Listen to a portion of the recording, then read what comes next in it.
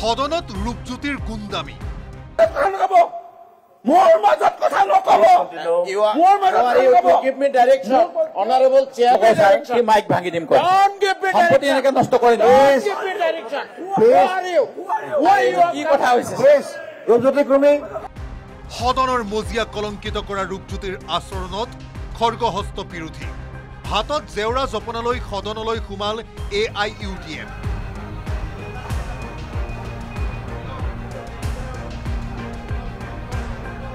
দেহত কোলা কাপোৰ পিন্ধি সদনৰ বাহিৰত কংগ্ৰেছৰ তীব্ৰ তৰ্জন গৰ্জন ড্ৰেছ পৰিধান কৰিছে আৰু কলা ড্ৰেছ পৰিধান কৰি এয়া প্ৰতিবাদ এই প্ৰতিবাদত অংশ এই মুহূৰ্তত লোৱা দেখিবলৈ পোৱা গৈছে মৰিয়নিৰ ৰাইজৰ ভোটেৰে বিধানসভালৈ আহি গোটেই সদন খলকনি লগালে বিধায়ক ৰূপজ্যোতি কুৰ্মী সোমবাৰৰ দিনটো কেৱল ৰূপজ্যোতিৰ বাবেই উতলা হ'ল সদনৰ বাহিৰে ভিতৰে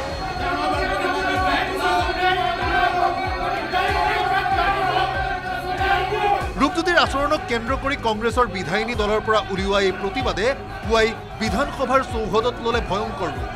বাহিৰত আগ্ৰাসী মূৰ্তি ধৰা কংগ্ৰেছী বিধায়কে ফেপেৰি পতা ৰূপজ্যোতিৰ বিষয়ে অভিযোগ দিবলৈ বাছি ললে বিধানসভাৰ অধ্যক্ষ উপাধ্যক্ষৰ কাৰ্যালয়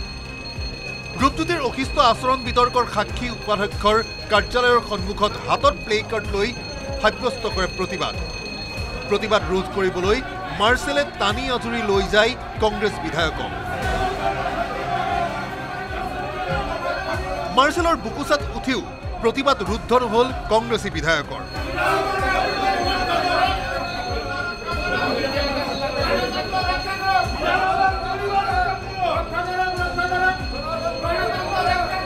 কংগ্ৰেছৰ এই প্ৰতিবাদৰ মাজতে আঘাতপ্ৰাপ্ত উপাধ্যক্ষ নুমল মমিন বিৰোধী কংগ্ৰেছ বিধায়কৰ বিৰুদ্ধে অপদস্থ কৰাৰ অভিযোগ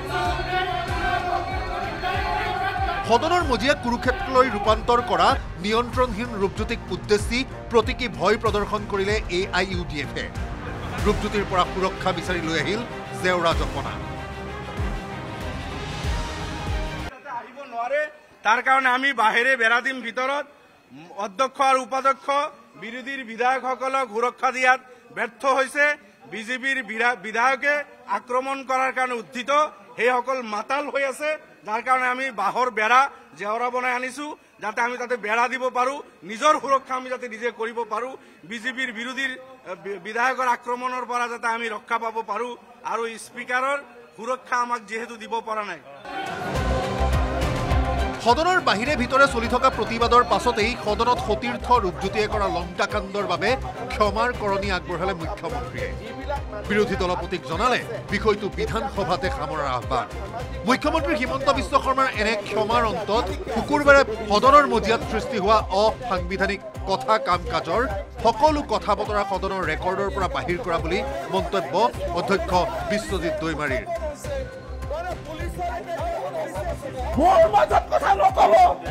ঘটনা ৰেকৰ্ডৰ পৰা নোহোৱা হ'ব ঠিকেই কিন্তু অসমৰ ৰাইজে পোনপটীয়াকৈ চাই থকা কাণ্ড কোনে মুচিব কোনে বুজাব বিধানসভা চাই সংসদীয় পৰিক্ৰমা বুজিবলৈ যোৱা বিভিন্ন শিক্ষানুষ্ঠানৰ শিক্ষাৰ্থীক যে এয়া বিধানসভাৰ পবিত্ৰ পৰম্পৰা নহয় প্ৰশ্ন উঠিছে উঠিব কেমেৰাত সঞ্জয় আৰু প্ৰভাসৰ সহযোগত Hirakjyoti Malakar report news 18 Assam north east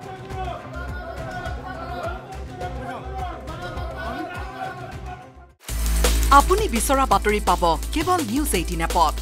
news 18 app download কৰিবলৈ স্ক্যান কৰক এই QR কোড